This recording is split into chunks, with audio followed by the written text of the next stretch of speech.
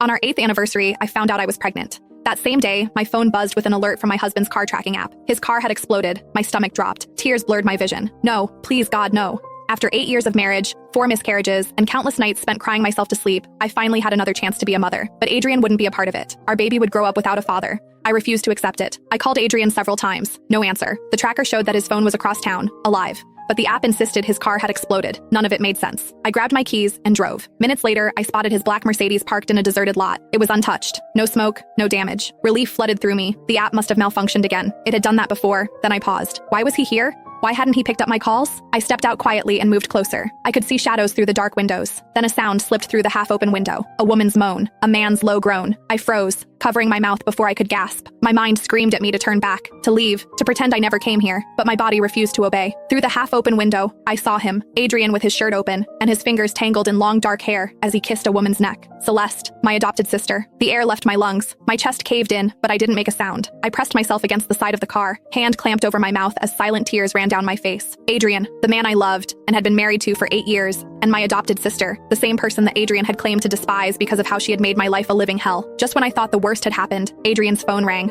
Fuck, he muttered, voice hoarse. Hold on, he answered with irritation. What is it, doctor? A pause. Then he grinned. Adrian ended the call and pulled Celeste close as a genuine smile spread across his face. It was something I hadn't seen for years. You're pregnant, he said softly. Celeste gasped, her hands flying to her stomach. Are you serious? Yes. He kissed her deeply. And the doctor said your womb is responding perfectly to the treatment. One more test next week to confirm everything is healed, and then we can finally start our family properly. Happy tears streamed down Celeste's face. Oh my God, Adrian, we're going to have a baby. We are. He cradled her face in his hands. You're going to be an amazing mother. My heart bled as my hand moved instinctively to my own stomach, where my baby was growing. Celeste's smile faded slowly. What about Elena? Adrian's smile grew cold. You don't need to worry, baby. After next week's test shows you're healed, I won't need her anymore. My blood ran cold. What did that mean? I still can't believe she never figured it out. Celeste laughed. You told her it was genetic incompatibility, and she believed you. Elena's an idiot, Adrian said dismissively. She signed every consent form I put in front of her without reading a single line. The experimental treatments, the tissue samples, the terminations. She authorized all of it, thinking they were insurance forms or whatever bullshit I told her. My legs threatened to give out, but I forced myself to stay still. I had to keep listening. Those 4 babies, Celeste murmured. You really used them to cure my womb?